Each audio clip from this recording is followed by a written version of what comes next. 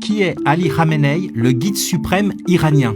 Ali Khamenei débute sa carrière politique après la révolution iranienne de 1979.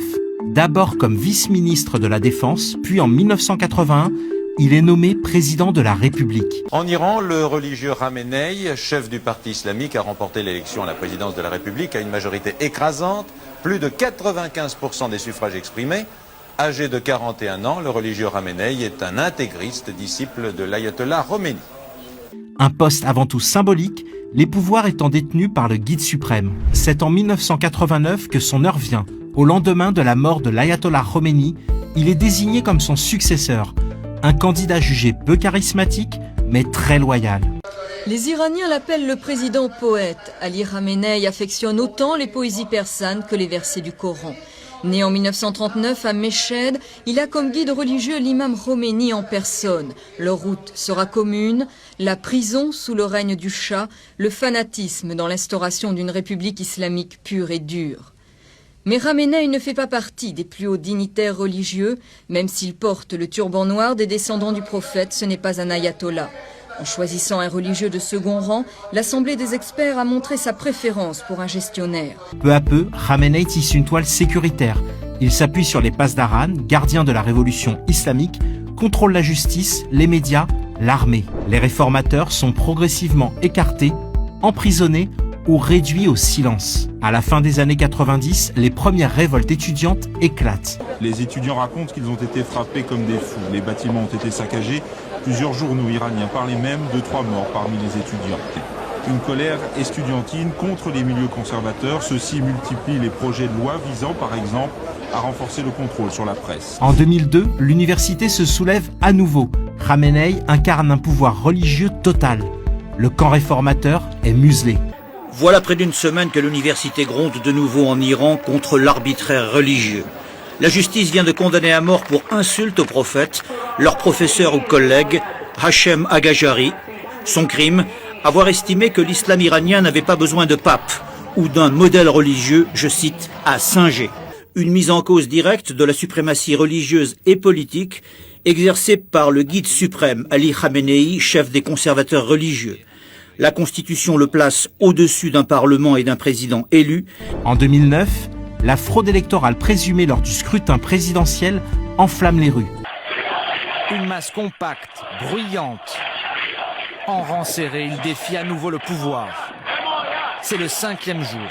Leur slogan demande toujours l'annulation de l'élection et l'organisation d'un nouveau scrutin. Et dans la capitale, même dans le métro, on manifeste. Tous crient le nom de leur champion, Mir Hossein Mousavi.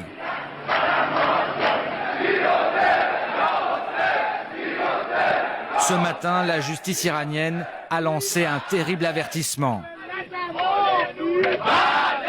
Ceux qui protestent seront désormais passibles de la peine de mort.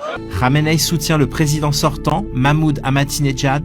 La répression est brutale. Internet est coupé, les journalistes muselés, les réseaux sociaux censurés. Pour les opposants, une dictature religieuse s'est installée. Pendant que le peuple proteste, Khamenei relance le programme nucléaire de l'Iran et défie l'Occident. Dans cette usine, les centrifugeuses seront remises en marche. Objectif de l'uranium enrichi à 20%.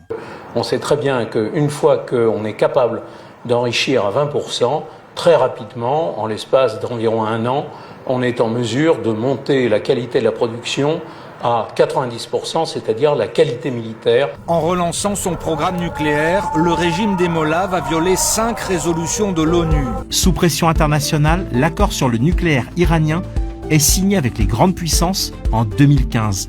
L'objectif, garantir son usage strictement civil.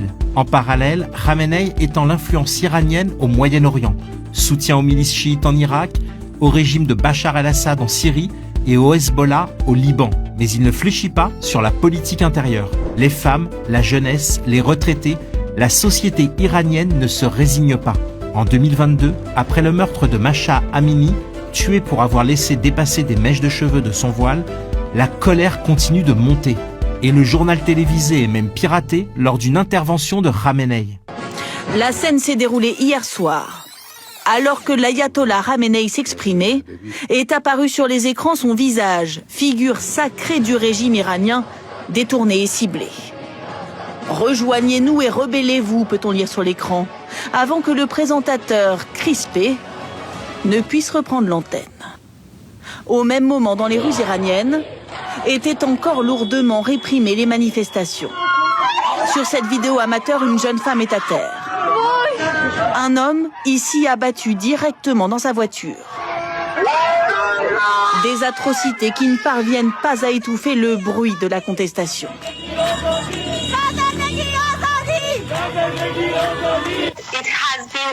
Cela fait plus de 30 ans que ce régime nous fait souffrir. On n'en peut plus. On veut juste en finir.